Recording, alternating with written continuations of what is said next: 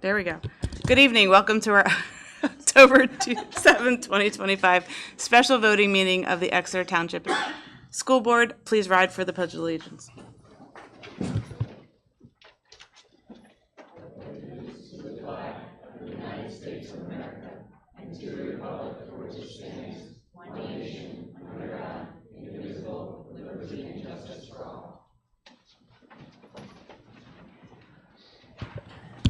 Mr. Fike, will you please take roll call?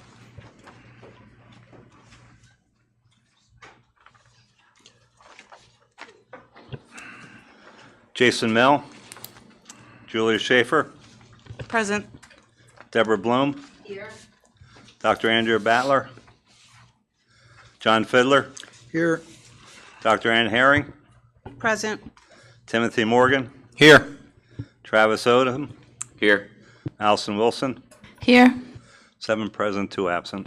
Thank you, Mr. Fike. In addition to the 7 board members in attendance this evening, we are also joined at the board table by our solicitor, Sharon Montaigne, who will be here shortly. She's stuck in traffic. And members of the school district administration, including Dr. Christy Haller, superintendent, Mrs. Dawn Harris, assistant superintendent, Dr. Josh Hoyt, director of teaching and learning, and Mrs. Diane Skornovaki, director of human resources. And of course, Mr. Fike, who serves as our business administrator and board secretary.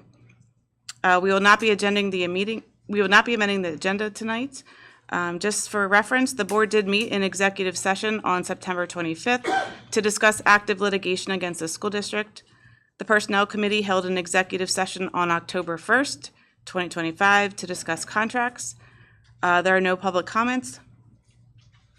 Mr. Morgan, would you kindly introduce the special guests we have in attendance tonight?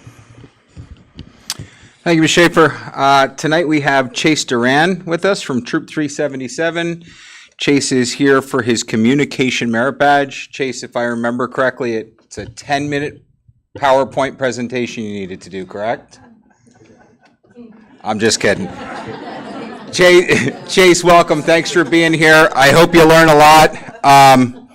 A little pro tip, Chase, there's 2 meetings today, and the first one's the fastest one. So if you want, feel free to exit yourself after the first meeting. But we appreciate you being here, and of course, you're welcome to stay for the whole thing.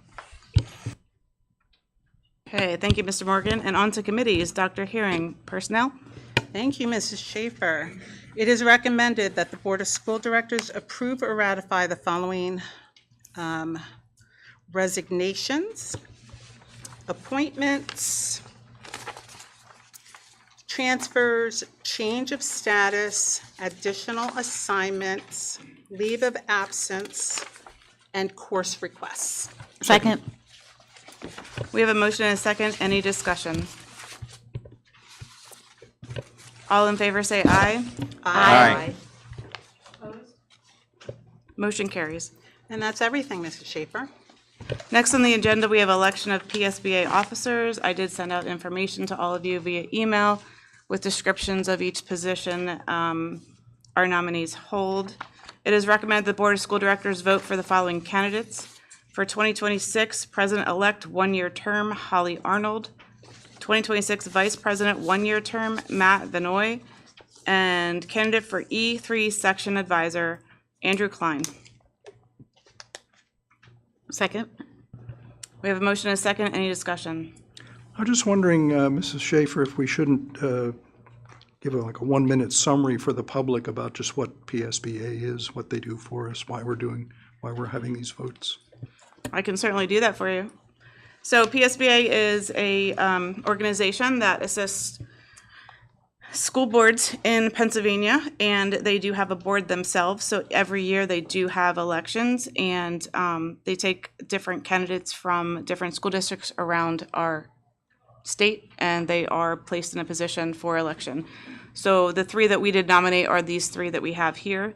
And if Mr. Fike, if you'd like to discuss anything else as secretary, what else PSBA does as far as the elections? Well, PSBA helps us with policies and make sure it's, instead of each district rewriting the rules, they'll actually come out with standard policies that are legal and needed by school districts. It's up to the individual districts to add their own take on it or nuances to it.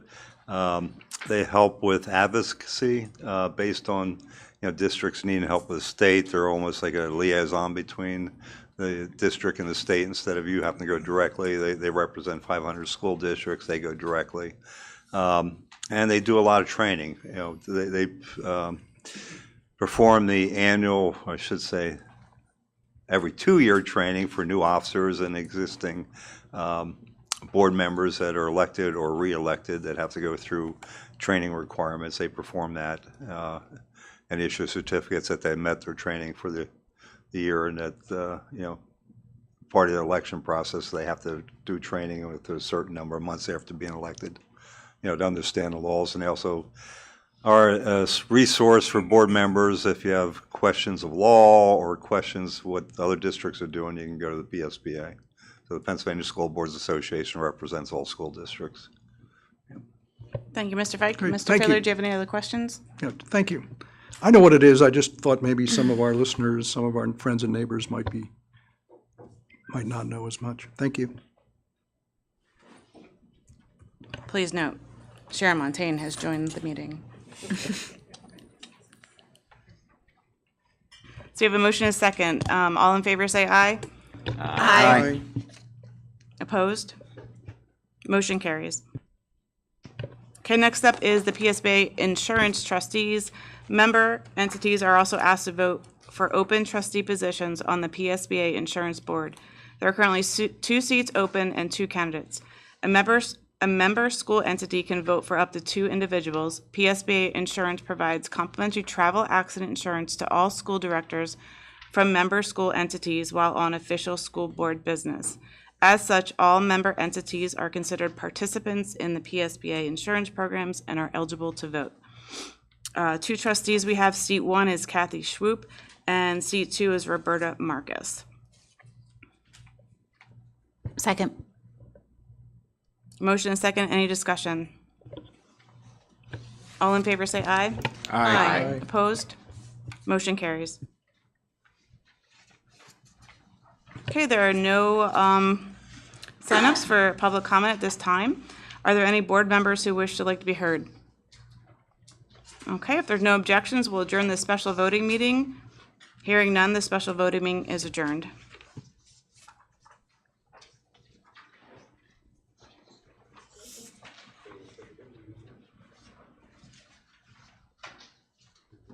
Okay, welcome to our October 7th, 2025 Exeter Township School Board Committee of the Whole meeting.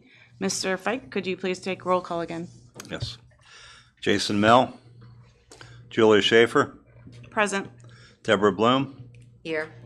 Dr. Andrew Battler, John Fiddler, Here. Dr. Ann Herring, Still present. Timothy Morgan, Here. Travis Odom, Still here. Allison Wilson, Here. still 7 present, 2 absent.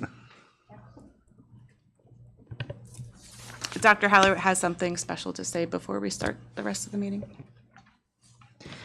So I just want to take a moment to acknowledge a loss that we had from the Exeter Township School District family, a long-standing coach for us, Carl Solaric, whose wife also has been a very dedicated aide to the Exeter Township School District for years, passed away suddenly.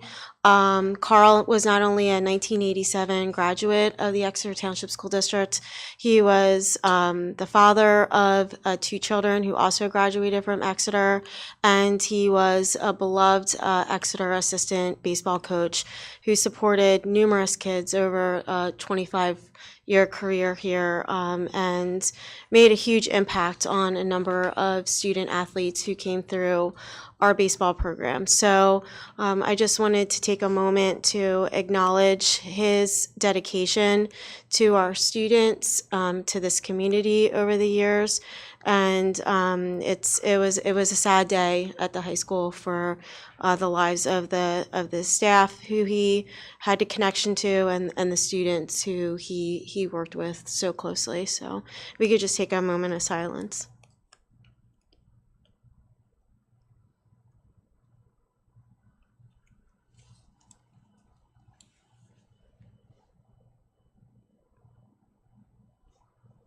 Thank you, Dr. Heller. Okay, in addition to the 7 board members in attendance this evening, we are also joined at the board table by our solicitor, Sharon Montaigne, and members of the school district administration to include Dr. Christy Heller, superintendent, Mrs. Dawn Harris, assistant superintendent, Dr. Josh Hoyt, director of teaching and learning, and Mrs. Diane Skornavaki, director of human resources, and Mr. Brian Fike, who serves as our business administrator and board secretary. Okay. The following meeting minutes are attached. September 3rd, 2025, special board voting and committee of the whole meetings, and September 16th, 2025, board voting meeting. Does anyone have any questions, comments, or corrections to make to those meeting minutes? Okay. We will not be amending the agenda tonight. And up next, we do have a senior high academic presentation.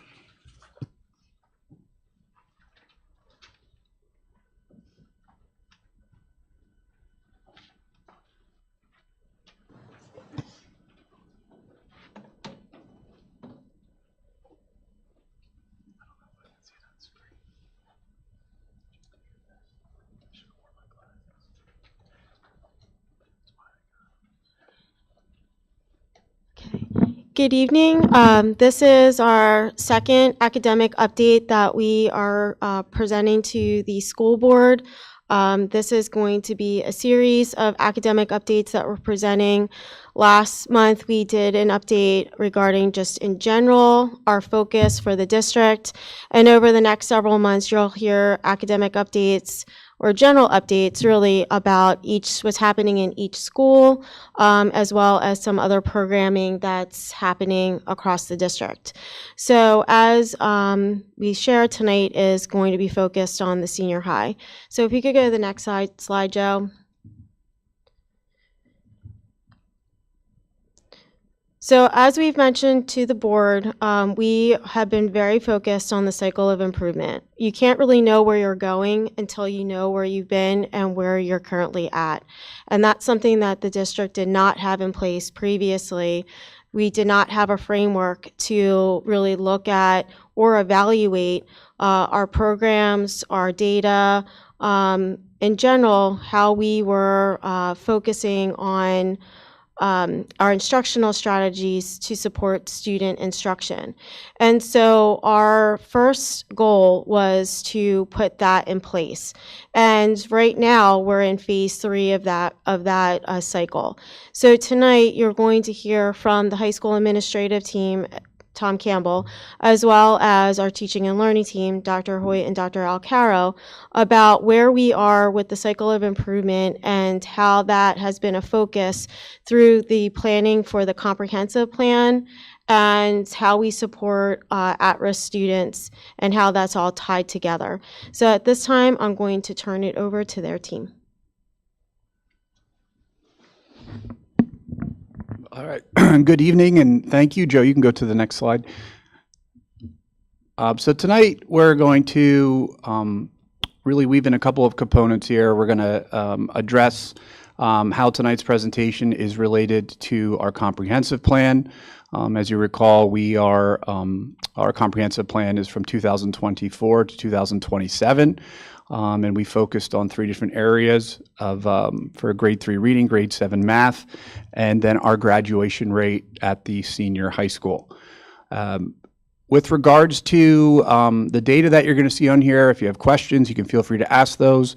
But you're going to see that there's a number of initiatives that are part of this.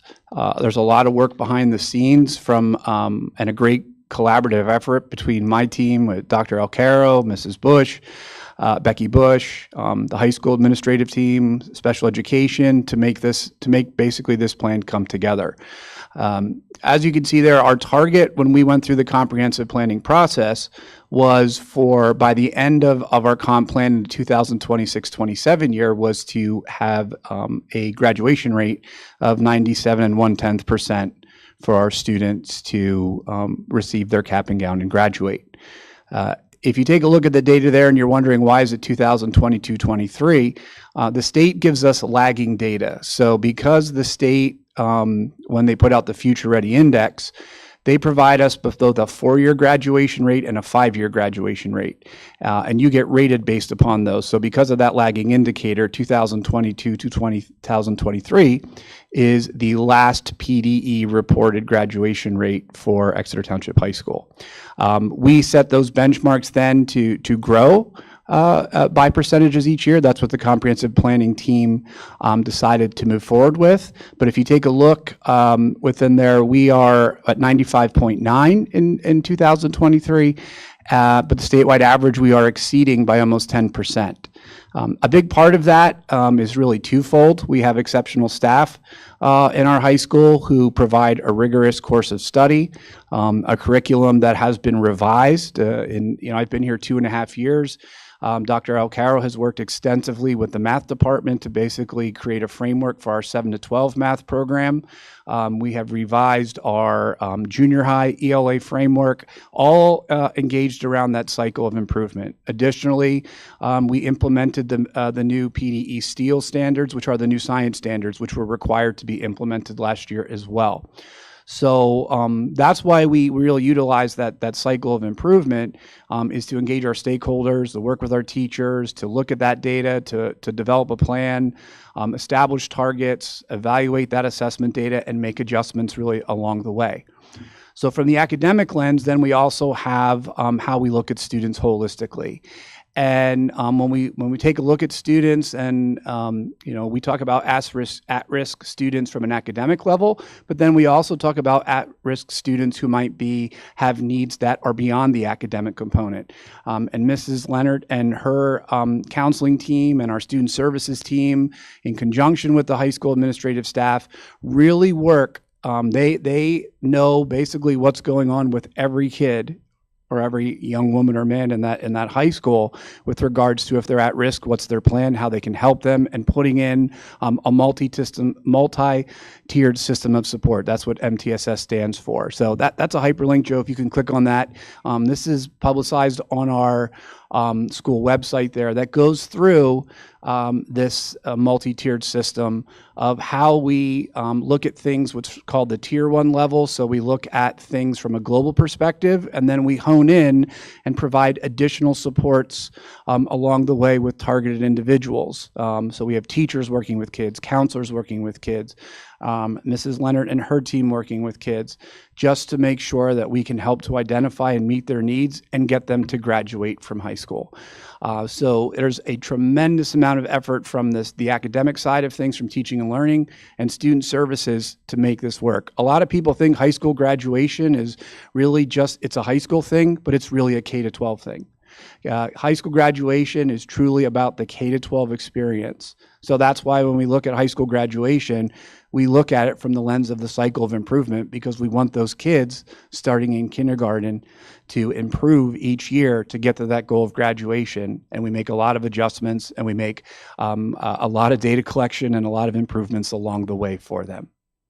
So you can go back to the slide there, Joe. All right, we can go to the next slide. So when we talk about high school and the experience here, and you're going to hear from both Dr. Alcaro and Mr. Campbell tonight, but this, in regards to high school graduation, from the academic lens connection, we're going to take a look at our AP courses, our dual enrollment, biology keystones, extending the use of Albert I.O., which we'll talk about, and our internship opportunities.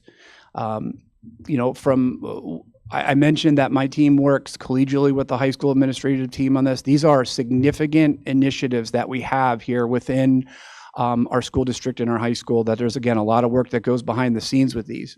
Dr. Alcaro is our AP. He's basically is the overseer of AP in the district. He works with our AP teachers, makes sure our AP curriculum is up to standard and is being what's required, helps teachers with evaluating AP resources, and now has been involved with helping our AP teachers increase their AP scores with the use of a product called Albert I.O., which he's going to talk about. Additionally, we have a very robust dual enrollment program that Dr. Alcaro also helps to oversee. And dual enrollment is one of the greatest opportunities for high school kids that's out there. This is opportunities for them to attain college credit while in high school. So we have a number of courses, which you're going to see in a little bit, that are designated as dual enrollment. And those are their Exeter teachers that are working in conjunction with two different universities, RAC and as well as Immaculata, which you're going to hear about. But we have a number of students that, depending on where they go, have 12, 15, 18 credits already in their transcript before they've set foot on a campus. And if you're somebody who is, familiar with what costs are right now, that's basically a semester. And that's a lot of money that our kids and our families are saving because of that. So we really dedicate a lot of time and effort into ensuring that we can offer as many of these courses as possible to provide our kids with rigorous experiences, but also try to save them some money down the road. Additionally, there are the bio keystones. We had talked about last year when we displayed the data that science was an area. It was new because of the STEEL standards. But we really, really have put in under a microscope our science curriculum. We have been working extensively, both my team and the high school administration, with our biology teacher specifically, looking at curriculum, looking at resources, looking at data, all around that cycle of improvement to try and increase both the achievement and the growth in biology so that we can get kids to pass that exam, so that's part of their portfolio to graduate from high school, but also so we can get better remarks and accolades with regards to Future Ready and other rankings that would be out there. And again, you're going to hear Mr. Campbell talk about the extensive work that has been done with that over the past couple years. Extending the use, which we're really grateful for with the board approving the use of Albert I.O. This was something that was brought to the board last year, what we are using, and it is an outstanding resource that enables us to provide our students with the opportunities to engage in supplemental AP preparedness, to practice for our AP, as well as it also comes with the ability to prepare for the SAT. Again, another assessment our students have to take, and we want to make sure that we put them in the best position as possible. So Dr. Elcaro has done extensive work and found some lead teachers. We've done a lot of professional development around it, and we're really excited to use this as a tool for data collection, improvement, again, all revolved around both for our comprehensive plan and our cycle of improvement. And then lastly, you're going to hear about our internship opportunities. And let me tell you, I wish this stuff existed when I was in high school, because it took me 2.5 years at Penn State to figure out I didn't want to be an architectural engineer, because I started getting into engineering courses. And boy, were my parents thoroughly excited when they found out that basically 2.5 years of a college education was about as useful as, a rock. So it cost a lot of money for me to find out that I wanted to be a math teacher. Had I been able to get into an internship and realize that I just didn't fit in with engineers, and that's no shot at engineers, but just I realized I was not an engineer. I just didn't have that temperament, I guess is the word I'll say. So that being said, our students right now have opportunities with real estate agents, with finance, education, the medical industry, manufacturing, physical therapy. I went and visited a student who was doing their internship on a pheasant farm that I didn't even know existed in Daniel Boone. And it was a tremendous experience to hear what this student talked about and discussed about quail and pheasants, of things I just never knew. But just how excited this individual was to talk about how this is an area that they possibly wanted to pursue. That on the job, and all of you sitting here who have careers, that on the job field work is what helps to prepare you the most, as opposed to the academics and the classwork.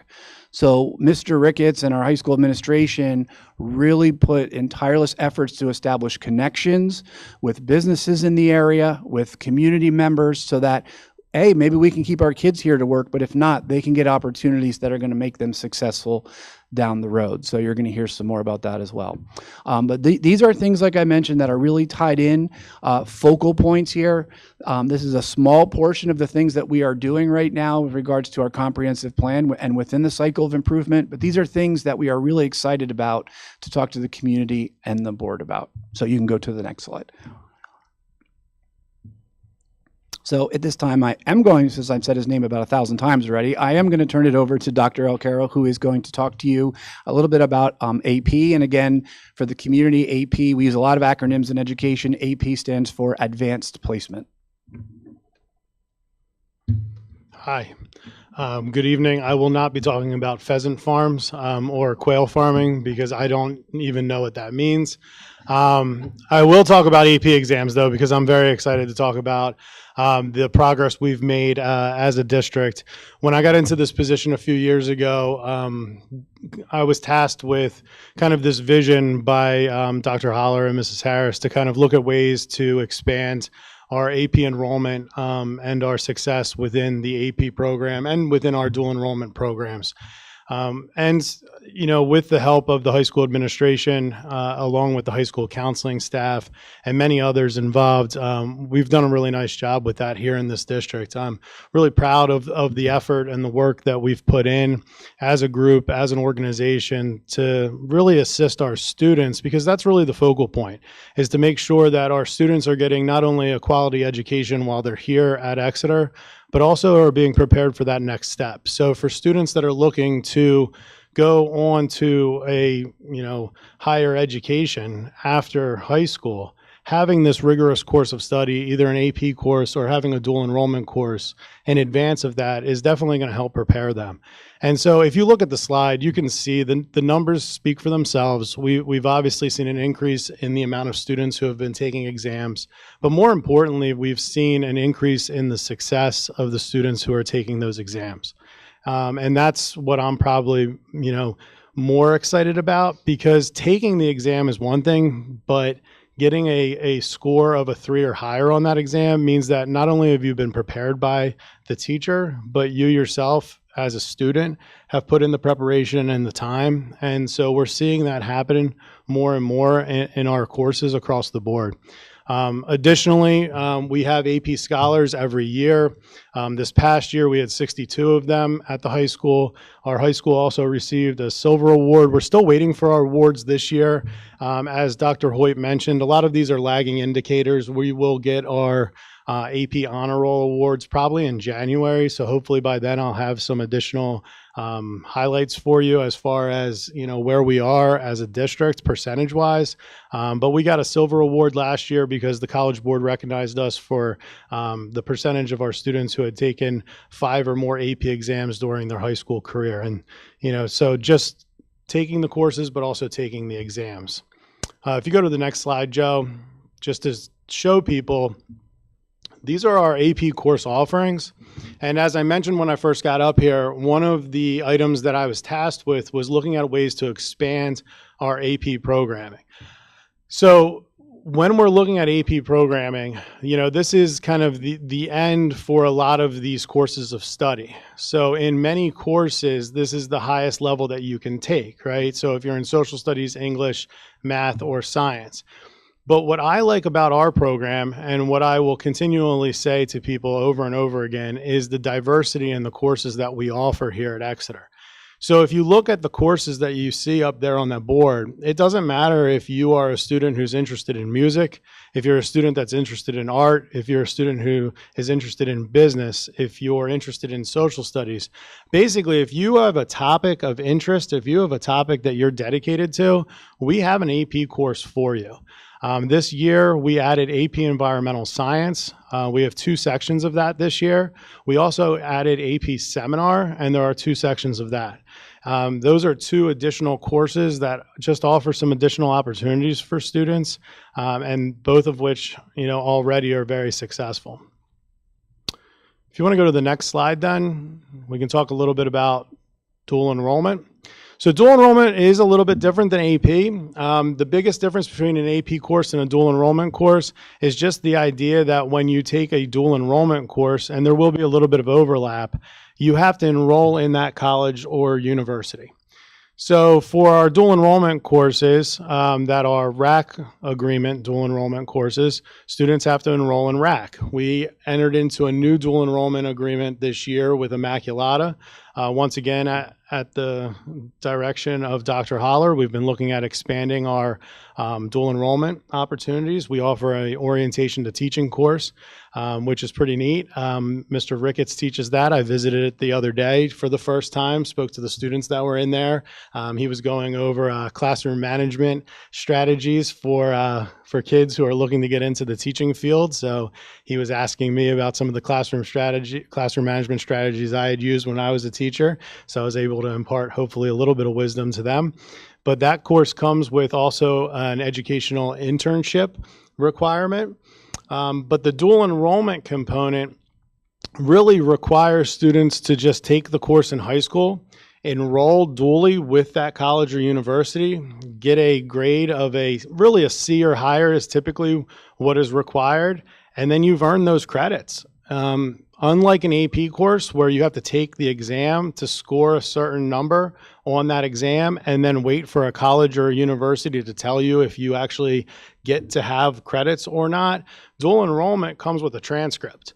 And so when students leave Exeter who have gone through our dual enrollment program, they actually leave with a transcript with credits earned.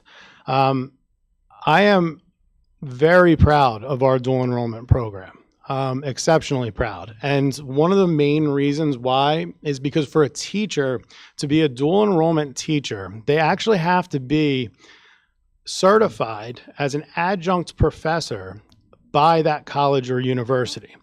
Now, that may not seem like that big of a deal for me just to say that, but basically what that means is that college or university has to look at that teacher's credentials.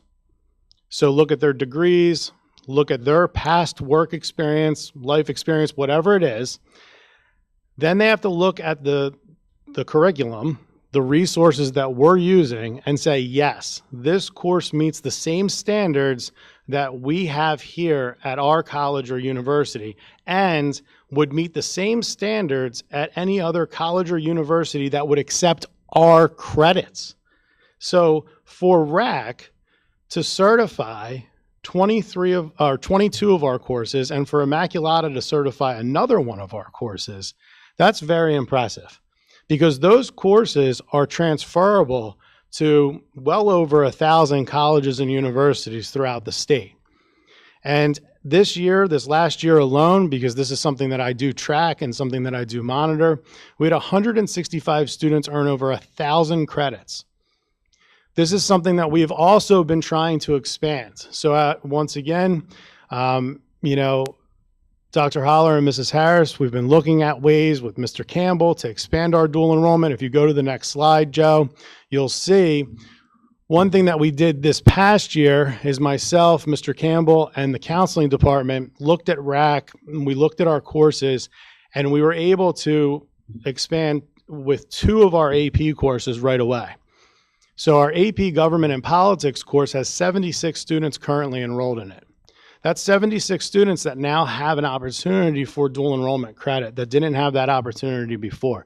Now, they might not all enroll. That's not a requirement, but that's a lot of students. And if you think about that last slide, it's over 30% of our current students that are in a dual enrollment course currently in our high school. AP Drawing, obviously, it's a very unique course, not as many students, but that's still 7 kids right now.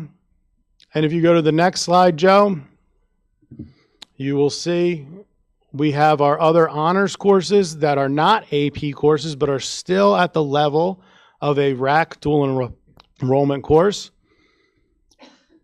And then our Immaculata course that we have there. Now, the neat thing about the honors courses, which is something we did last year underneath myself and Mr. Campbell's kind of guidance, along with Mr. Lefevre, he helps out a lot with this inside the counseling department, is we split the chemistry and the biology courses. So they actually a student can actually get dual enrollment credit for honors bio and then AP bio if they take both. They can actually get up to 8 credits in 1 year because when we looked at the actual syllabi for those 2 courses, they were unique enough that they matched up with 2 different RAC courses. So that's the stuff that we're doing. These are the opportunities that we're giving to our students and our families, and we're going to continue to do this because we're going to continue to look to expand. We have the second most dual enrollment offerings from RAC within the county. Daniel Boone has the most. I got their course listings the other day. I already sent it to Mr. Campbell. I said, how are we going to be able to expand this more? And we're going to have a conversation about that because there are going to be more ways for us to do this to help our students. Speaking of Mr. Campbell, I do believe I will be turning this over to him now. Mr. O'Connell, did you say 30% of the student body is in some kind of a dual enrollment program? I did not misspeak. That is correct. Thank you. Yeah. Joe, this is very good news considering that AP has been the bugbear for Exeter on the U.S. News and World Report rankings. How did you do it? How did you attract all of those kids to AP when in previous years the numbers were so low? Well, here's the thing about the U.S. News and World Report that you still have to keep in mind is that that is only going to look at test takers, not those who are enrolled. Okay, so we have more students taking AP courses now than ever before, and we have more students taking tests than ever before. But we still don't have the same number percentage-wise as some other schools do that take AP exams because we don't require students to take the AP exam. And why is that? It's just been the way that, we've decided as a district to kind of make that determination that it's up to the student, that it's up to the parent. There are many districts within the county and within the state that don't require it. As a person who taught AP courses, as a person who does this, a lot of this for a living, there are huge pros and cons to both. In some cases, you could say, yes, it would be great to see every kid take an AP exam, right? In other situations, I can tell you right now, there are some students who are not prepared to take those exams. And for $90, that would be a waste of money for them and for their parents. And because of that, I could understand why you wouldn't want to do that. I will also tell you, because a couple years ago when I came into this position, we did survey students to see why they were and why they weren't taking exams.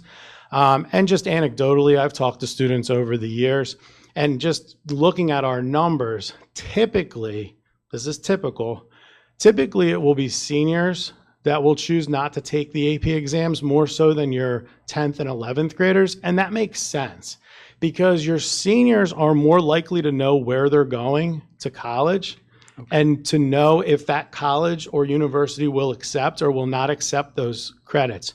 The other thing to keep in mind is that many colleges and universities will cap you at a certain amount of credits you can bring in.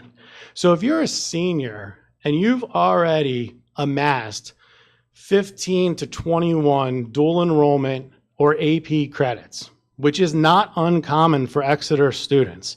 By the way, that is tens of thousands of dollars in savings for colleges and universities, right?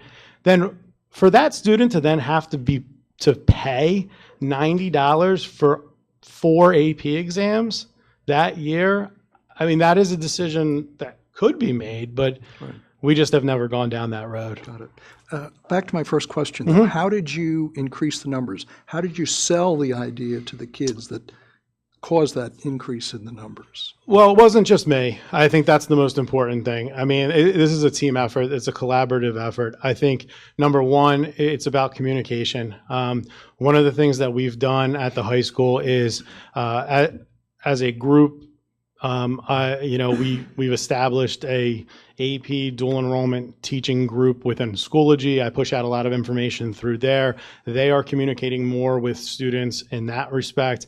I do talk to the department leaders on a regular basis, so I'm a little bit more in touch with what's going on with the department leaders as far as their curriculum and looking for ways to kind of attract students. The counseling department I work with on a regular basis, and they are very instrumental in attracting students and trying to find out kind of what their interests and what their needs are. Mr. Campbell, Mrs. Breton have been very helpful in communicating via Parent Square and other social media platforms some of the advantages of taking these courses. Every time that we've had any type of presentation, we follow it up with a Parent Square home For the last couple of years, I've met with every student who's enrolled in an AP or dual enrollment course to try to explain to them what some of the advantages are to taking these courses, and not only taking them, but also enrolling in them, and then also taking the exam. So it's been a concerted effort. It's been very strategic. It's not been something that has been done by one person, but by many. And but it's obviously working. Yeah, good. Congratulations. Thank you. Thank you. All right, I'm going to turn this over to Mr. Campbell then. He's going to talk a little bit about biology. Thank you, everybody. Yeah, one of the areas that has been a focus has been our biology scores. We do know that we've had a lot of success in our other areas that are measured with algebra and literature. In fact, for the most recent year where we have cohort data available, Exeter was third in both in the county for our algebra scores for achievement on the keystones, as well as our literature. Biology has lingered around the middle of the county in terms of our achievement. So we've known that that's been an area of concern. It came out, it was an area of focus with Devapar's work with us last year, and they had some suggestions as we brainstormed with them. So some of what we've been doing is taking a look at the curriculum and the vertical articulation, because that is can be such a unique course, as the sciences are somewhat separate from each other. We've tried to bring some more coherence to those, particularly as students are going from the 9th to 10th grade. So we've looked at the Earth science curriculum to try to bring in some more of the scientific principles that can be applied to biology. So, for example, taking a look at cycles. It's an important principle in both the earth science class as well as biology, but we've been looking at those separately. So we're now trying to take a look at those as a scientific phenomenon. So when students are learning those in 9th grade, they can more easily transfer some of that knowledge as they get into 10th grade. So science department is looking at ways to develop some of that thinking so that the knowledge is more transferable as they move into those distinct scientific subjects. So that vertical articulation is really important. The change in schedule is something that we worked with Devapar and the teachers as well, as we examined students' performance in the different options that we have at the high school, whether they're semester block classes or year-long strip classes. We changed some of what the focus was for the bio classes. As much as it's wonderful to teach a science lab class in a block setting because it gives a lot more opportunities for the labs, we also realized the importance of that biology course probably was focused around how the students were doing on that exam. So the science teachers were very flexible and creative in terms of thinking about how they could accomplish some of those things within a year-long course that may fit the students' attention a little better for some of the academic classes.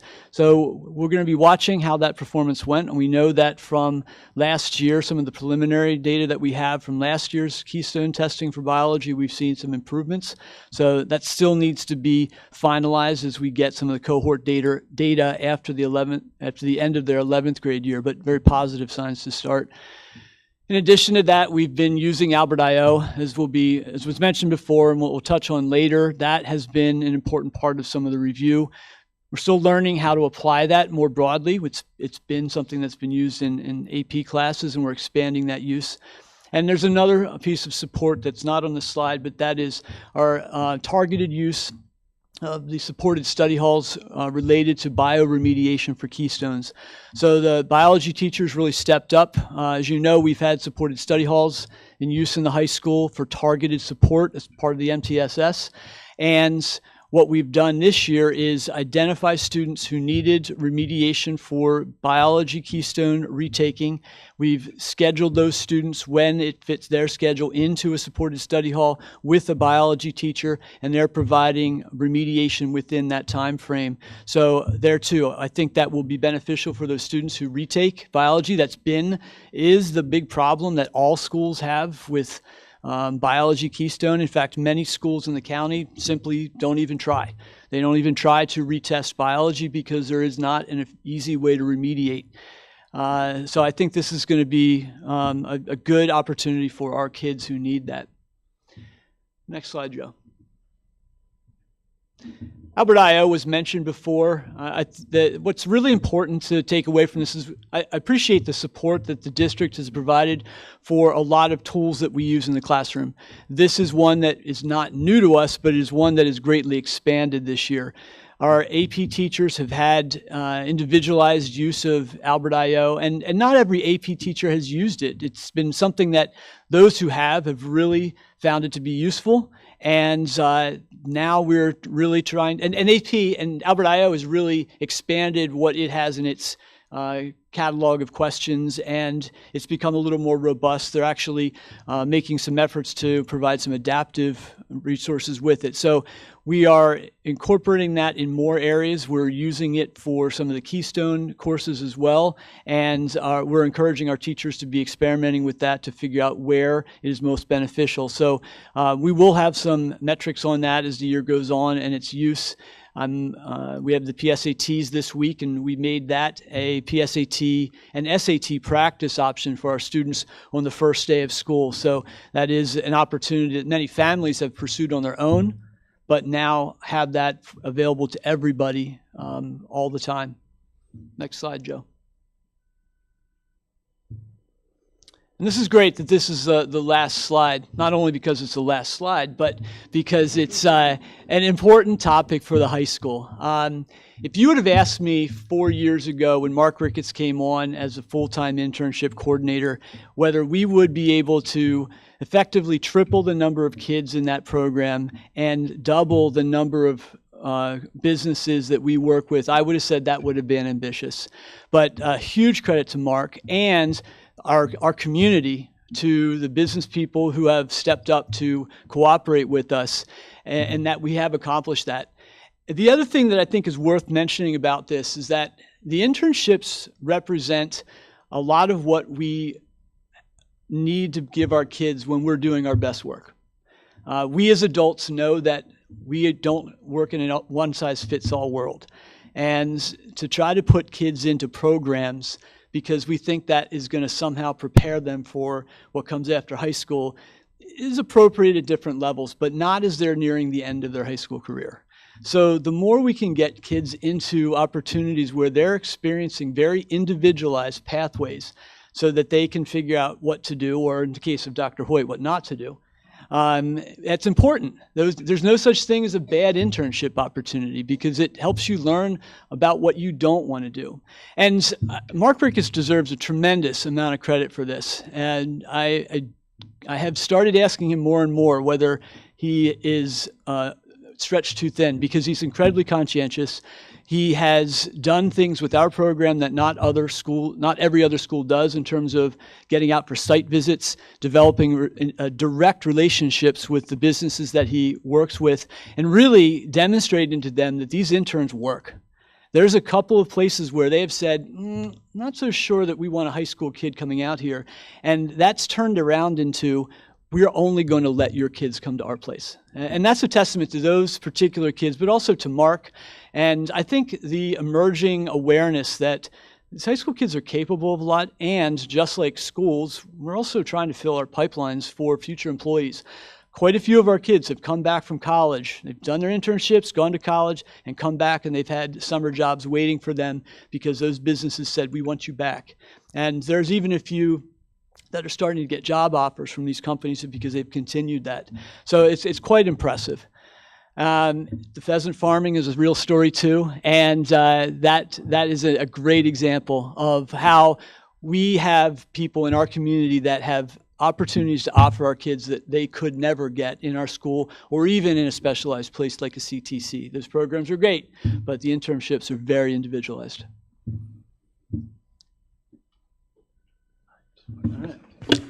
So as we close this presentation, I just want the board and the community to just gain the perspective that this is a major team effort by everybody, and that we are really committed to excellence here and really engaging in that cycle of improvement you see from this lens of the high school. The one thing that we are truly fortunate for, besides the support of the board with the resources we were able to get, is when I served my time sounds horrible saying serve my time. When I worked with the BCIU, I did a lot of professional development in districts, and a lot of professional development in a lot of different areas. And in many of those districts, when I would come in to do work, that work was primarily with just maybe the building principal, the team of teachers. Very rarely was I ever really involved with the assistant superintendent or superintendent in the lens of academic achievement, looking at student data, or doing professional development. When I was at the IU, Dr. Haller reached out to me many times. They're like, "What's new? What's going on? And how can we improve things here?" And that's when she was in the role of human resources and was still just wanted to stay on top of things from the educator side of things.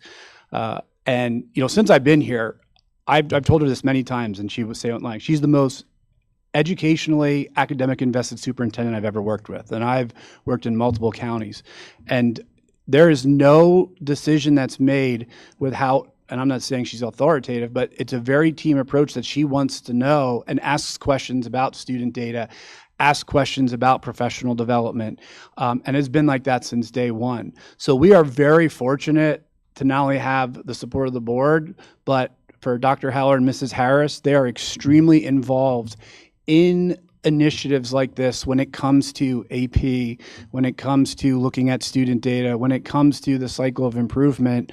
So from my team's perspective, and I can speak for the high school administration or Tom behind me, that it's great to have that. I cannot tell you how wonderful it is to have a team approach when it comes to these initiatives, because the communication is strong and everybody's on the same page. A lot of districts that I worked with, there was communication, sometimes barriers because of just not having all the right people at the table. And with here we do, and that's why we're excited about the direction that we're going in, because we really have a great collegial team who's competitive, who wants to be successful, who wants to see our students succeed, our teachers succeed, our parents feel that the place is a great experience, and that our kids can go on to do bigger and better things, whether it's college, going into the workforce, going into the military, or whatever. So this gives you a little bit of a lens of the insight in the high school as to what we're doing from the academic piece with regards to improvements. And we look forward to providing these for the rest of the year in different buildings and different curricular areas. So thank you. We're happy to take any questions if you like. Dr. Hoyt, first of all, to everyone here, thank you very much for doing this. I think this is necessary for us to hear. I commend all the work you guys are doing. I'm glad the presentation isn't any longer because I don't have any more room to take notes on my paper, and that's a good thing. That just shows the amount of work that are going. I think it's easy. It's the easy way out to look at national statistics and put us in a box. I've said this since I've been on the board. It's not about what the number is. It's about the why behind the number and what we're doing. And I can just say in the 4 years that I've been here, I applaud this district, the administration, and everything that you guys are doing. The whole cycle of improvement, creating action plans. I mean, you're talking less than 5 years, dual enrollment at 30% of the student body, internship 33%, up 300% in 4 years. AP from 12.6% of your student body now up from 7.9%. Action plans for bio, third in the county in algebra and literature. We've gone from a position 4 years ago where we were following the county to now we're leading the county. And I just want to say that this is the kind of thing that makes a difference. We all talk about how long does it take? Well, guess what? Whatever we're doing, it's working, and I appreciate all the work you guys are doing, so thank you. We appreciate that. Thank you. Josh, I've got a question. I often hear from my colleagues on the Joint Operating Committee at the BCTC about how much they enjoy when students and teachers come to their meetings and present to the community, not just to the board, but to the community.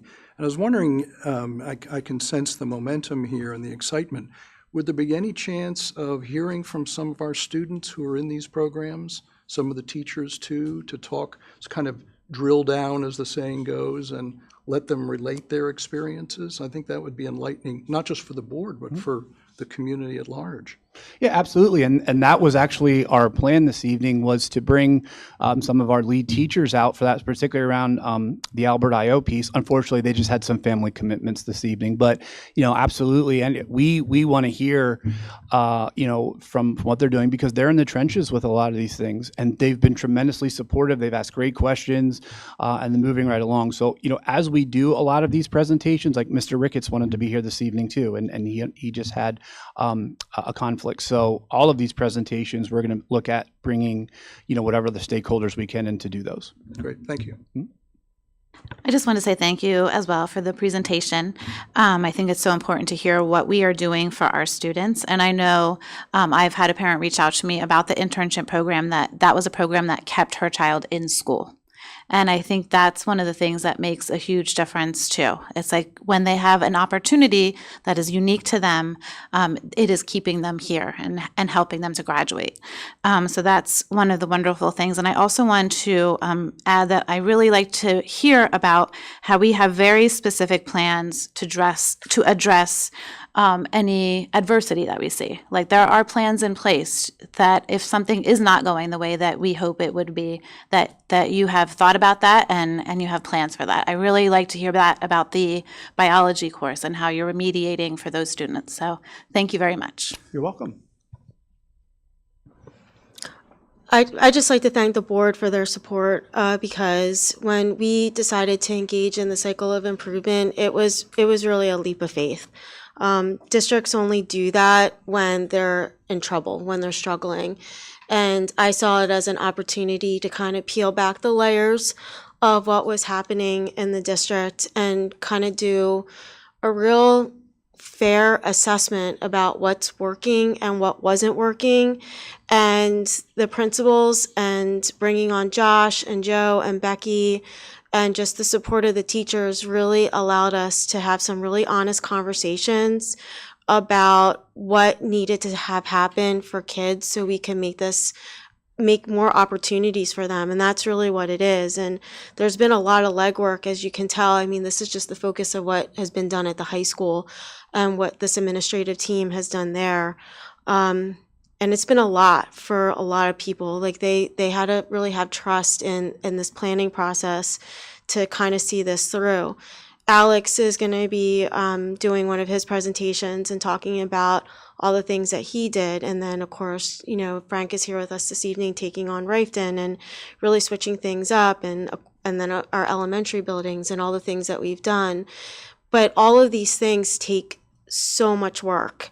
And the fact that the teachers are willing to work alongside of us to do this work with us to support kids has been just a great benefit to doing this and hearing, sometimes it's not pretty when they come to you and they're like, this isn't working and we need to change this. But at least they have the faith in us to know that we're going to listen to that. And then we're going to sit down and be like, okay, how are we going to change this? What are we going to do next? And then I bring it to you. And then, then I ask for your support. And I've been very grateful for that support that we've had. So thank you. Thank you. Thank you. I just want to kind of echo what Dr. Heller said. Our cycle of improvement is not mandated. This is a tool for us to use and improve on what we do. And to all the board members, I would behoove you to look up other districts' cycle of improvements and just look to see how great ours is compared to others. I mean, this took a lot of time and effort of our administrative team, and we really need to give them the kudos for doing this when it wasn't asked of them to do, but this was what they wanted to do. But if you look at other districts, it's simple compared to what ours is. So thank you very much, everyone. Okay, no one has signed up for a public comment. Is anyone in the audience that would like to speak? Okay, on to committees. Education with Mrs. Wilson. Okay. So for our voting agenda, first we just have some information about a high school student that has been given a non-resident senior eligibility with our policy 202. We have a list of staff conferences, $0. And then we have a list of field trips that are just being reported that are within the 60-mile radius, and then a list of field trips that we will be voting on that are outside the 60-mile radius. There is a contract with the CCIU to provide services as listed. And then a contract with the Conrad Weiser School District for a student at the cost of $307.53 per day for a total of $55,355.40. Is that a renewal or is that something new? That's a renewal. And the previous item, the CCIU item, is just your approval of their rates, just like you do for the BCIU, for the specialized services that we access through the year from the CCIU. Okay, and that is all that is on, that will be on the education agenda in 2 weeks. Thank you, Mrs. Wilson. Finance and audit with Mr. Morgan. Thank you, Ms. Schaefer. First up, we have the volunteer firefighter tax rebate. This is informational. Firefighter tax credit of $599 per volunteer payments will be included in the last of the list of paper checks for October 21st. Number of volunteer firefighters that qualified is 22 for a total of $13,178. Last year, there were 21 firefighters that qualified. And if you guys remember, I did speak a couple months ago about the upswing that we've seen year over year and how that is helping for retention for the volunteer fire department. Any questions? All right, next we have a discussion. The district has received inquiries regarding the sale of the property across from Rifton School. And this is a conversation if the Board of School Directors will be interested in reposting the sale of the property for auction. And Mr. Fike, what information do we have on that? Was it 3 years ago, Sharon? We auctioned the property. We first started at 100, which was way above the appraisal. Yeah. We went down to the appraisal at 50,000, but we had no bidders. It was also during I don't want to say a recession time, but where no building was going on. So we've had some inquiries, but it's up to the board if they want to repost for auction. The cost involved would probably be about $300 for advertising because you have to advertise it 3 weeks in a row. And probably an hour of the solicitor's time, maybe. And just a reminder for the board, how large is that parcel? It's 5.1 acres, I believe, somewhere around there. But the only access is from Grant Street. It does not have access to Durham Drive. It actually sits back up in the hill, and it's for a building, it's too small for a school structure. Didn't we have a buyer at one time? No, we didn't. No one met the minimum bid. We set a minimum bid. We had basically an appraisal, and after that, it was like we didn't want to drop it any further. So I don't want to buy it, Tim. Coffee shop? I'll just start the discussion up. I mean, we discussed this a lot last time. I don't think, what we've found is that there's not a lot of value in that property right now, except for the value of actually having it as a piece of property that we have. I personally do not have an interest to go back to auction at this time. Do we have any idea what we think that the value would be at right now? I don't think it's changed that much in the last couple of years because it's probably a good property for a nice big single-family home. But to subdivide it, you'd have to put in the water sewer. I think I was told they have to put it in the street and a cul-de-sac, which is very costly, and then get agreements with the water company and the sewer company to have multiple properties. So last time, that's what scared the buyers away. But there's also a different economy at that time. Probably a large single-family home or something. It's not a bad property if you like some land with it, but it's not commercial zoning or anything like that. Ms. Schaefer, can we do a straw poll to see whether people are interested or not? Mr. Fiddler, I think you were pushing a question. I do have a question. Do we have any idea about the nature of these inquiries? Were they over-the-fence inquiries? Were they letters from real estate agents? It was some individuals, I'm not sure if you should name names until No, I'm they're not looking actually for decided names, or but put a how bid in. serious do we think they are? They were strong investors, Okay, that's all I can say. okay. Yeah. And do we have to put it out for bid? We just can't accept offers? Or is You that- really should put it out to bid as just You so that you have could, to. if you'd had no offers, Right. you know, and you went through the auction, but that was over 3 years ago, so. I feel like it was 2 years ago. Transparency, but you should yeah. re-auction it, just to show that you've gotten the best price if you do auction it. You know, that would be my recommendation, it's up to the Right. solicitor, but. Because if you just go to a single buyer, then you have to have real estate appraisals and everything else because you have to establish the value of the property that you're selling And to a I think single there's also person. something you have to get a judge to approve it Yes, then too. it has to go before the courts. For sale of public property. But Sounds if you like put fun. out for auction, you can, yep. Dr. Haller, and does the administration have a one way or another recommendation on this? I can understand why the district would want to hold on to the property because it is a piece of property in a very built-up township. But I don't foresee there being any use for it anytime in the future. We are just currently trying to do the bare minimum to maintain it, which is, cutting the grass. And it's really there more for community use. If there had been any type of plan to turn that potentially into a field or into a sports field for kids, I could certainly see that. But with it being up on a hill the way that it is, and then it being butting up against homes, I don't know that that would be the best place to put a field. That's just my opinion. So. And they're correct, the maintaining, we're only mowing it once a year to keep it from going back to forest.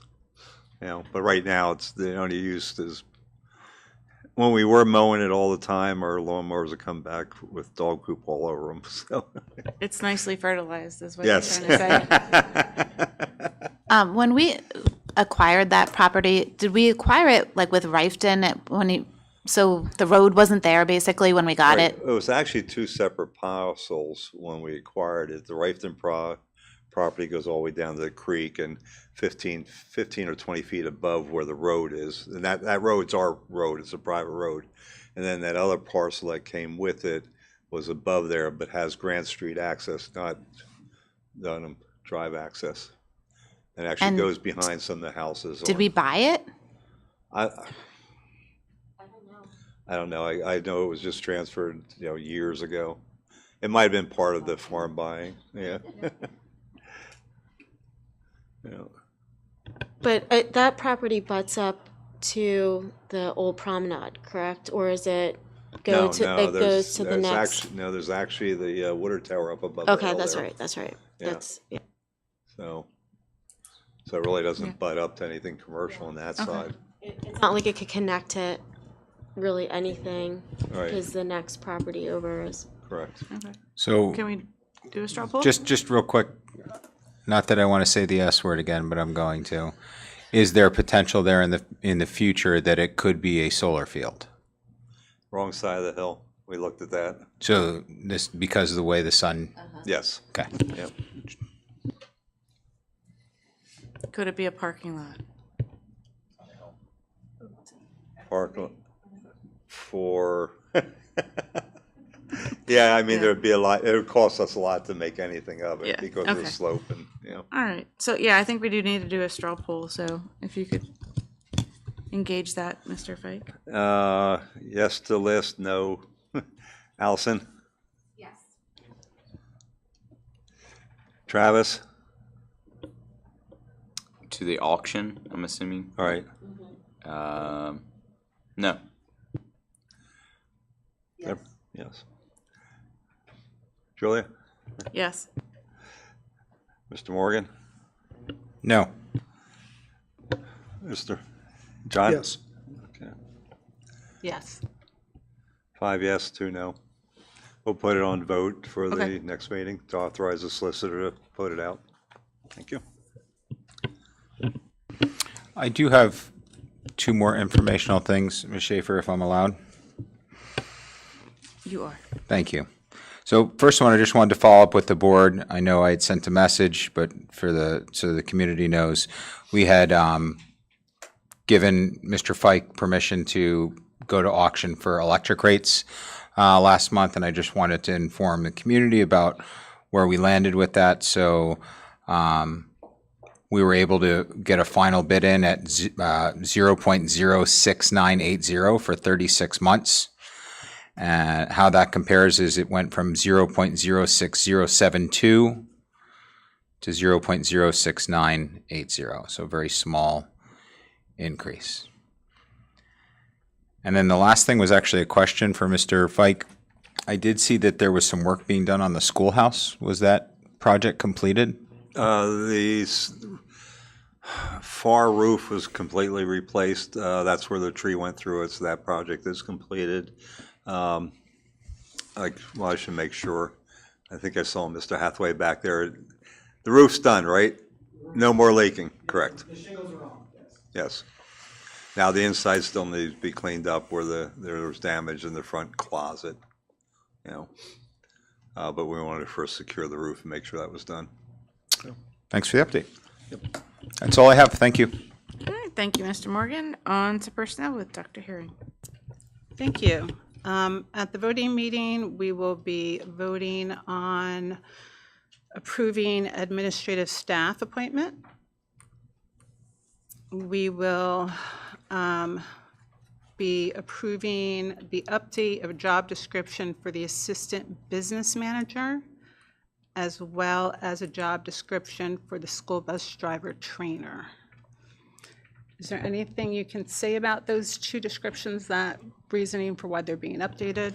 Well, first of all, the assistant business manager was out of date. It called me the business manager. I'm actually the business administrator. So that was, a lot of just the wording, and the duties of the assistant business administrator also included a lot of payroll duties that were not in the description. So we just wanted to make sure they're all in there. We posted it that way, but our job description didn't match what we posted. So. One of the things that our HR office has been dutifully working on is whenever we have a position that's vacated, Diane's office has been working on just pulling out the job description, taking a look at it, and then using that as an opportunity to make updates and clean things up as we go. Many of them have not been updated, some of them in 20 years. So it's a big project that her office has undertaken. Wonderful. Right, and the other thing was the bus trainer. That really didn't have a real description, but it was part of the new contract, so Diane updated the description, made sure it meets what was agreed to in the contract. Okay, thank you. That's everything. I just have one question, Mr. Fike, and it's only because of how you referenced the position. You said assistant business administrator, so is it manager or is it administrator? Well, I should say. I'm just asking for technical clarification. So if you're changing it now, If it's my assistant, it probably should be administrator, because my title's administrator. That's okay. So Yes. is that something that we can get changed for Yes. for the voting? Okay. Yeah, because I think that we changed all the references within to the business administrator instead of business manager. So, And do we have a start date for Diane? Tuesday? This is Wood, right? You're counting down the next 7 days, huh? Yeah, well, I had to give 90 days notice. So. Yep.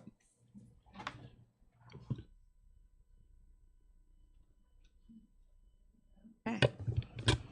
Mr. Odom, athletics and extracurricular. Thank you, Ms. Schaefer. We're just talking about discussion of an athletic feasibility study for a new turf field. It's just up for discussion. Mr. Fike, I talked with Mr. Glagath. I can kind of speak on it a little bit. I know that the proposal that's that's on the agenda, the feasibility study would be donated, correct, by the company, so we would not actually be paying anything for the feasibility study. Correct. It's actually a donation in kind. This actually came up, I think, the discussion. We had a lot of people saying we should do a turf field. my personal feeling is we don't have the money, but there's a lot of places out there, people are willing to donate. But you can't go after donations unless you know how much it's going to cost. And how do you know it's going to cost unless you know the best location? Is it Irvine Field? Is it the baseball field? Or is it a Losh Field? We need someone professionally to tell us this is the best location and this is also what it's got to cost to that location. Because you can't go out for a private investor and say, hey, I need $1 million, and the field comes in at $5 million. Or you go to a private investor and say, no, you need $10 million, if the field comes in at $4 million. So you really need a cost basis before you even go out to private. And I think there's a lot of people and groups that are willing to donate or contract out or rent the field if we had one. But, I don't know if you call it chicken before the egg, but you need a number out there to be able to say, okay, this is what the field will cost here.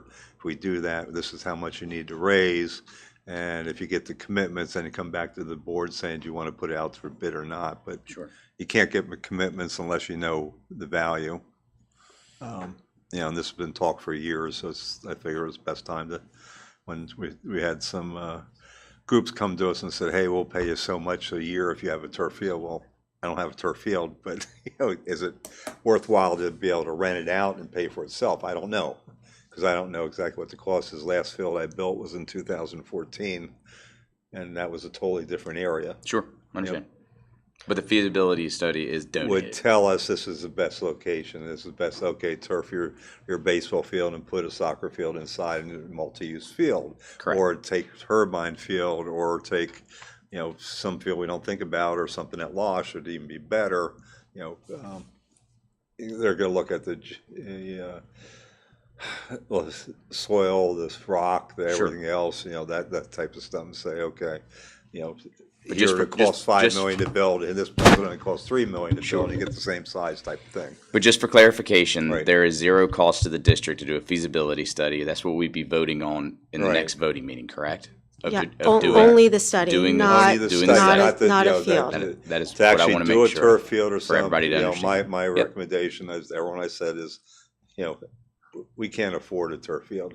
If we can find someone to donate it or someone to pay it over time, then I wouldn't see a problem with that. But right now, we have budgets, we have Sure, other understand. things to take care of. Yeah. It'd be nice to have it, but if we can get someone to donate it, and there's a lot of people out there who donate money to athletics compared to donating to academic. Can I ask, so this company here that we have the report from, Tarkett Sports Construction, Right. they're the ones that are going to do it at no charge? Right, that's the name of Field Turf, and that's the existing field we have. And the reason they do it no charge, because they know that we're not going to switch to some other vendor, because we already have Field Turf in our property, So in our district. it's the assumption that they will continue with the If we ever construction. build a turf If we field. build it, Well, only we're the committing turf to field, them. only a turf field. Right. That we'd still have to bid out the site work and everything else, but we don't know what that cost would be. And there would not be a guarantee that Right. they would get the turf. Right, one of their vendors might, Right. that does Field Turf might Undercut them. also be the installer,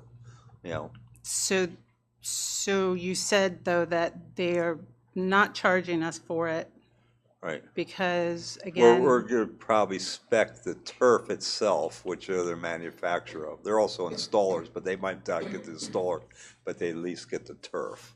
Okay. Because we're I think the making of the field, I think And they also we did already our have track turf as well. on the high school football field. I don't think you're going to go to another one, especially after what happened the last couple of years with some other fields that were using inferior quality. I think we've been happy with them. They've been there for a long time. And just for clarification, you said that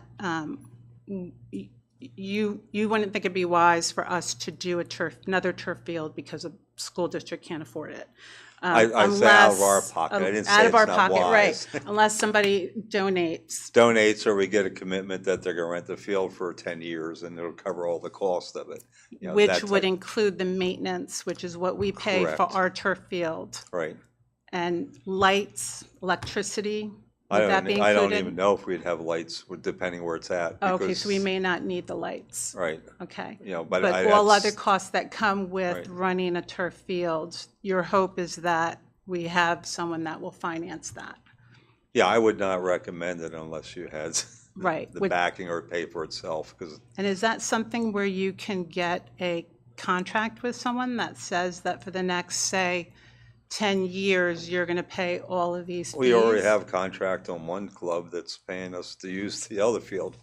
The other field? Right, which The is, the you know, football field? Mr. Feig, I think she's asking two different questions. Okay, like the You're football asking- field, there's you're like a asking soccer club who- that pays you're- us 60,000 a year to use it. You're asking someone to sign a contract to take care of the maintenance for, not only to pay for it, but to pay for the maintenance as years Pay for the come. maintenance of that. Mr. Fike is second- talking about right. is creating revenue stream. A long-term lease A that long-term would guarantee creating the those payment and kind of everything. things. So the answer is it can, that's what's going to pay for, you know, whatever it would be. Right. The idea would be able to rent out those to tournaments, to clubs, to people that can generate the revenue to be able to bring sports here Right. in a centralized location. And we don't already have sports here that people that are coming here to use our fields? Yeah, we have some that are paying it already, but they want more time, we can't give it to them. Because we don't have enough fields. Correct. Well, it's because our kids are on the field.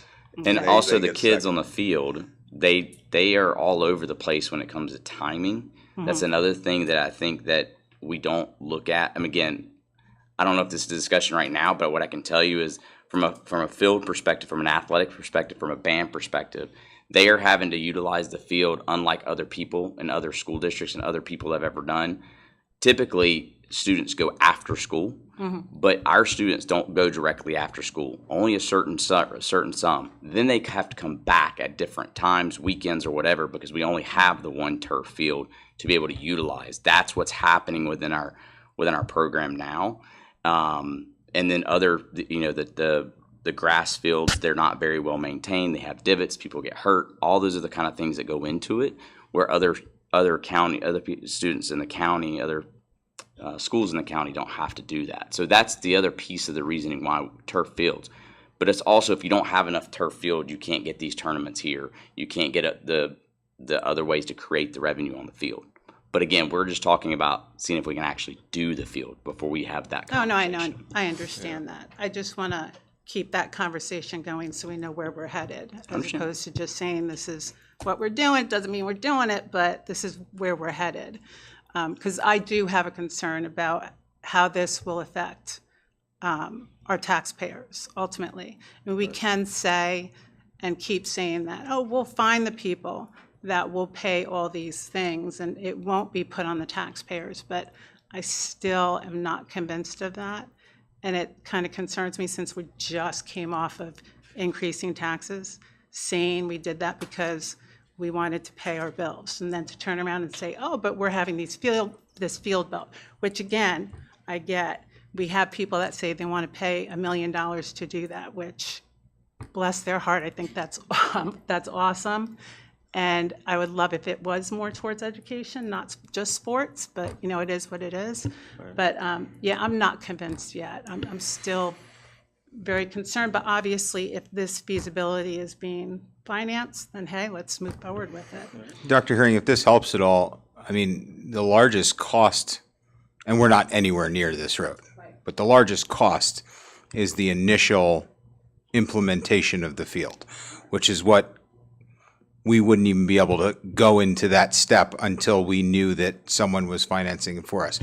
After you do that, you're talking about field maintenance and replacement. If it's just so you're aware, and I know this because this was one of my topics on the agenda when we did the turf field for the high school. When we looked at the cost of putting the turf field in the high school, the revenue that we get from that turf field, just in the small amount of people that use it, plus ticket sales, paid for the entire turf field, the maintenance of the turf field, and we still created a revenue stream after it.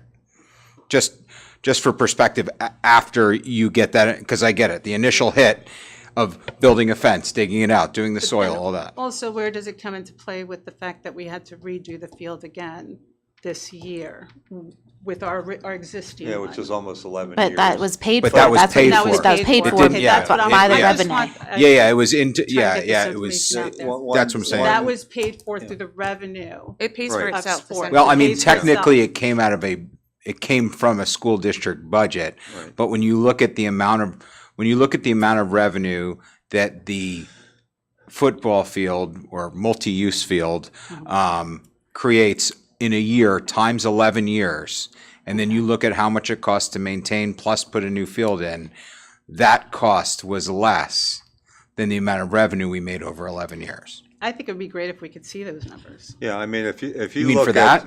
We For did, that. one club. Yeah, we saw them last time. I mean, You I saw can, them last yeah, time? I can go back on my notes and see if I could pull them up. Yeah, But that I mean, would be great. I did the math for that meeting last time to show that it was that the turf field was self-funded. Okay. Yeah, I mean, if you just look at one club at 60+ thousand a year, it costs us $580,000 to replace the turf. Okay.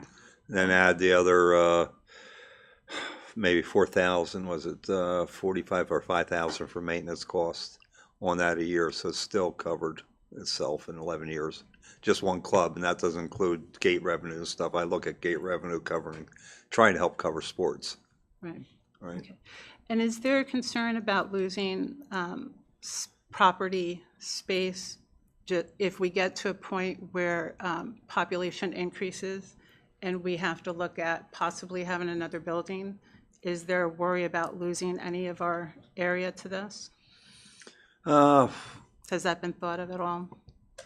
I have a feeling if you had to expand any of our buildings, we could expand them, not build a new one, except for maybe one of the elementary schools or two of the elementary schools. So you want to try to keep the fields close as possible to the buildings themselves because they are used by our.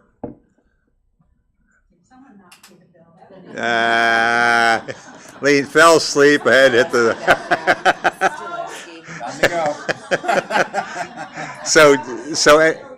Thank you. Yeah. Any field you want our students to be able to use during the day, our athletes to be able to use during the night and near facilities. I mean, if you put a field out in the middle of nowhere, you're going to have to put bathrooms, locker rooms, that types of things. But also to answer your question, and that's why that's a fair question. That's part of the reason why we engaged in the enrollment study, and we'll have that sometime this year. So that way it'll give the board a tool, some data to think about some long-range planning as to what's going to happen next and the way the district's going to look. So the board is better informed about decisions regarding buildings and maintenance and fields and all of those questions, because that is a consideration that you need to take in, you need to be thoughtful of. Thank you for all that information. Okay. Question, I don't know if it's for Travis or Brian. There's no location here. Is the location going to be part of the feasibility study? Yeah, that's what I said earlier, is do we do it at Herbine? Do we do it at Losh? Do we redo the baseball field and make that a multi-use field, baseball and soccer or baseball and hockey or something like that? I don't know what the best cost-effective way would be, so that's what's part of the study is it would be a number one choice, and this is what it costs there. Here would be a number two choice, and this is what it costs there. Right. And my personal feeling is closer to the high school, the better, because that has the best locker rooms and facilities. Herbine Field, you'd have to redo probably the locker rooms down there to make them more conducive to large use instead of smaller groups. But we do have facilities there. We also have facilities at Rifton. But, I'm not an expert on that. I just know, once they get the numbers, I can crunch them. I have no idea what the geology is. Is there all rock under the baseball field, or is it under Rifton? And that's what the feasibility study would help us. They're going to tell you this is be less costly to build it here than over at the other place. Okay. Plus, it also looks at stormwater management, because most field projects are a stormwater management project, because even though the water goes through turf, they count it as non-permeable surface. Oh, okay. And if we were to do this, would our students still have first dibs on using? I don't think we'd do anything without our students being first. Okay. Yeah, but yep. Just for a point of reference, Dr. Herring, May 1st was when we received those emails. So there was a lot of information given to us at that point, so it's embedded in that email. But we are pretty much in line as far as our ticket prices with everyone else in the county. And we charge about $140 an hour, but we don't charge our sports or our community sports. So, and I believe Mr. Glass said that all of the revenue that is received is dumped back into the general fund, so it's not pocketed into a specific fund and then reallocated back for maintenance of the turf field. So I just went through those emails, so I just want to let you know. I don't have any concerns with the feasibility study. What I do have a concern with, if, this is a tax base that we have to be very concerned about and mindful of any increases. So hopefully if there is a feasibility study, we would work to find donors, I would assume. Is that correct? Is there any formal process that needs to happen in order, like we talk about, going out to bid, for projects and stuff like that? Yeah, if like I said before, I would not look to district to finance any of this. We have more important things. I don't want to say more important because I'll probably get tarred and feathered, but I think we need to worry about academics and maintain the budget and keeping taxes down. But if we find the donors and we have, it's $5 million or $4 million or whatever it's got cost, then we'd have to go out to formal bid process. The only thing that would be spec'd is a type of turf, which we already have because we want the same thing. If you decide you want lights, there'd be an electrical component. There'll always be a site, and there'll probably be 3 or 4 different major contractors on that. The turf installer, the electrician, the site work, which basically makes sure all the stormwater management and things like that, and probably plumbing too, because you're probably going to want water to the field or at least to the sidelines, or who knows, if there's any bathrooms or something like that. But that would all have to go out to bid, and there's specific laws on how we do that. Okay, so when we get the feasibility study, we're not obviously going to have a number. We're gonna have ballpark numbers that we can take out they can take out to investors and say, hey, we need to raise $6 million. And Okay. then the old thermometers.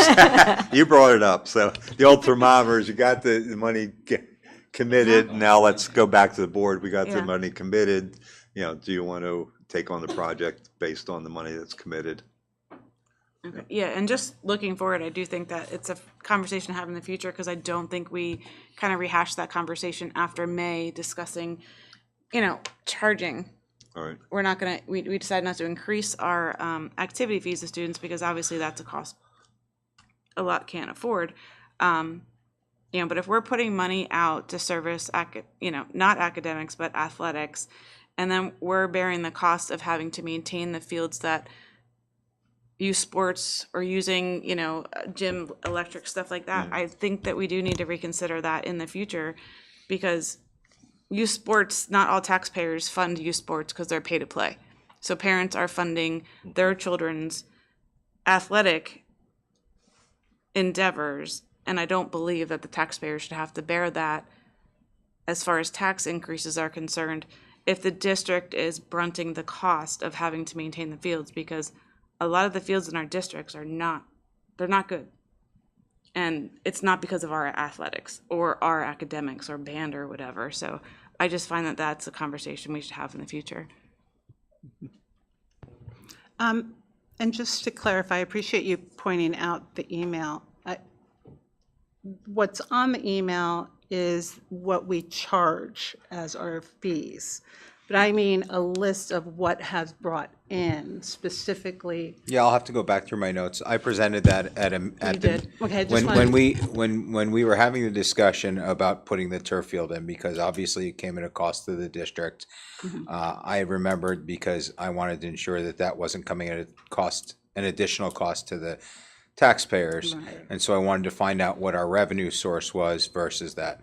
And so again, when we looked at the total cost that the district brings in, in an 11-year period. I believe it was 11 years, correct? All right. In an 11-year period, and that was gate fees, that was club fees, that included that, but didn't include the fact that we still provide that service at no cost to our youth sporting programs, which I 100% support, as our youth sporting programs are feeders to our junior high and high school programs. Without that, we were still net positive significantly. Okay, yeah, I'd like to see that. Right. And what we did in the past is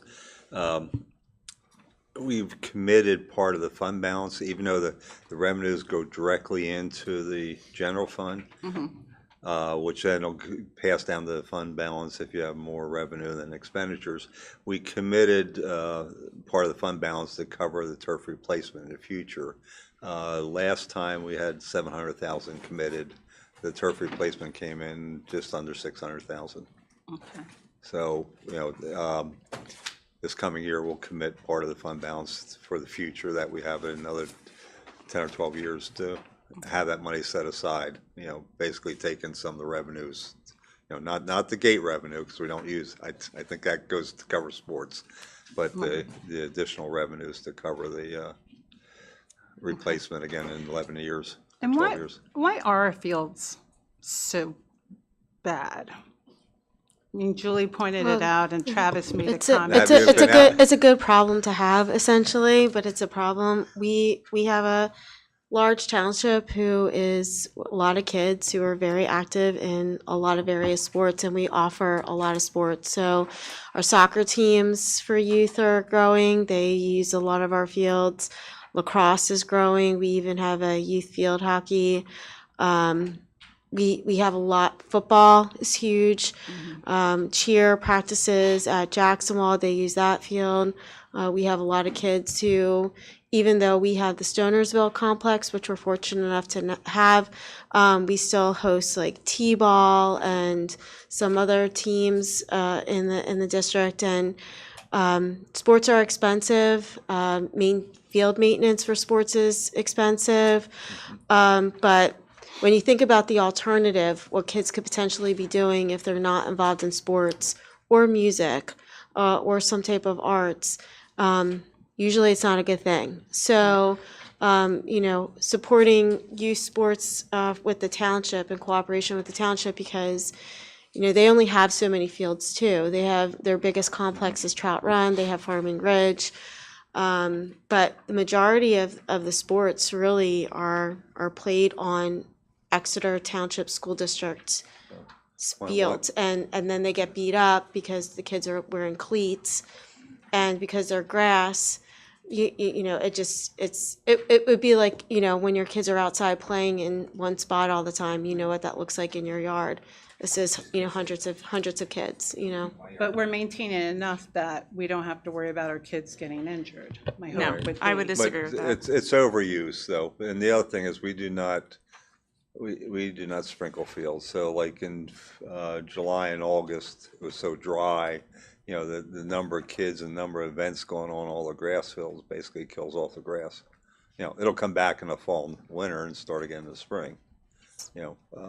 So we've been lucky to work with the township. They actually have rollers and aerators that they'll come through in the spring and aerate it, so it brings back the overuse. Yeah, just to add to that, it's bottom line, it's overuse. So unless you are going to take that field offline and basically aerate it, reseed it, make sure it's being watered, really maintain, and you do put your fields on basically a cycle where you cycle them on, you cycle them off, and then do all of those things, your fields are always going to be overused, and there's always going to be like divots and things of that nature, and erosion, because the weather, just the rain, the snow. That's why school districts, frankly, they go with turf fields. They go with turf fields because maintaining grass fields, if you're going to do it right for the safety of your athletes, is super costly. And so like the initial sticker shock of a turf field is very high what it pays back to the community who's using it is going to be at a higher rate and quicker than when you have grass fields. Should we expect then that we're going to be using those fields less if we get this second turf field, So that we can maintain it better?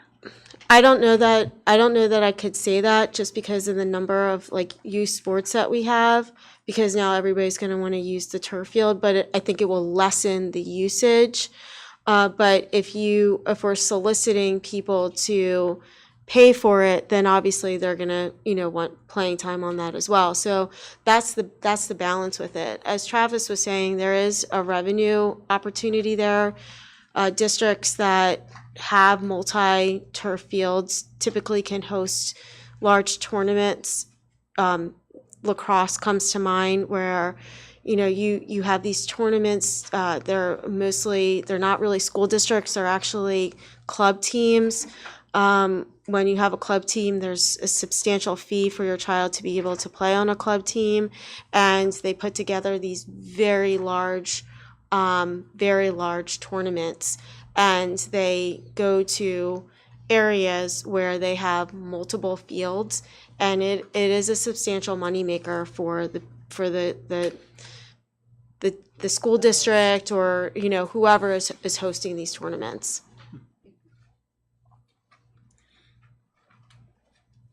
Any other discussion on turf?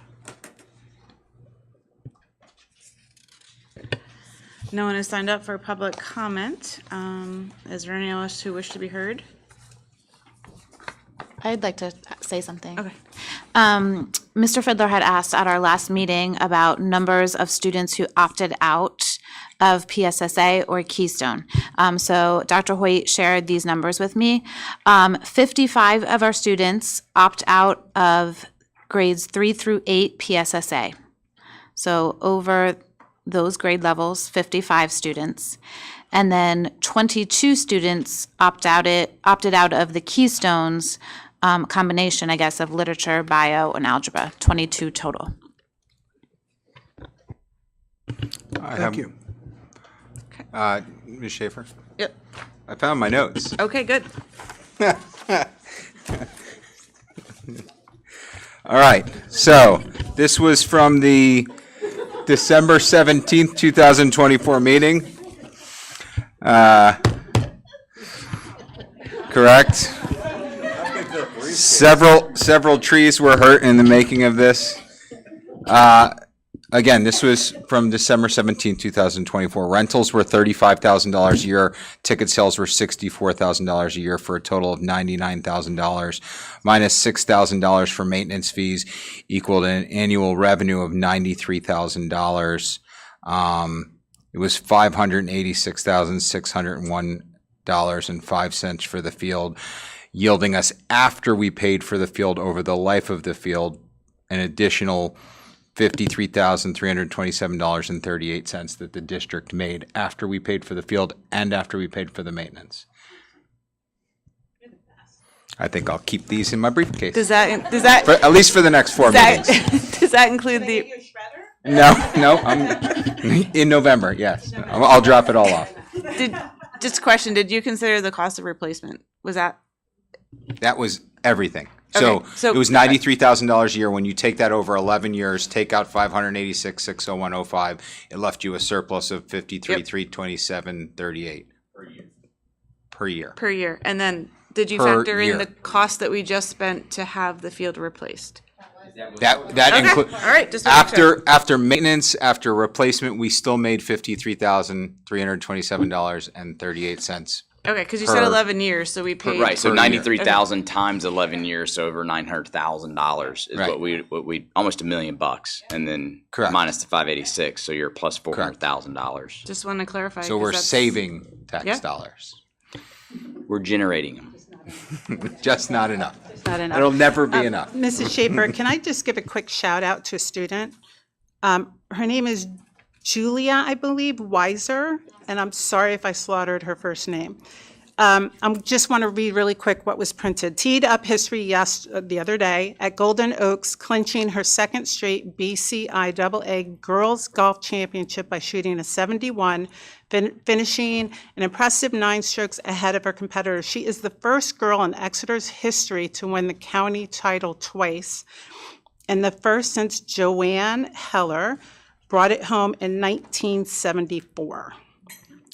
She's awesome. I just want to say she's a superhero, and congratulations to her. She's also the daughter of our reading specialist at Lorraine, longtime reading I specialist. thought the last Yeah. name looked familiar. Yeah. Wonderful. So. And I know Joanne, and she was so excited when I sent her that article. So kudos. All right. So just have to go through. We are moving the following items to our October 21st voting meeting.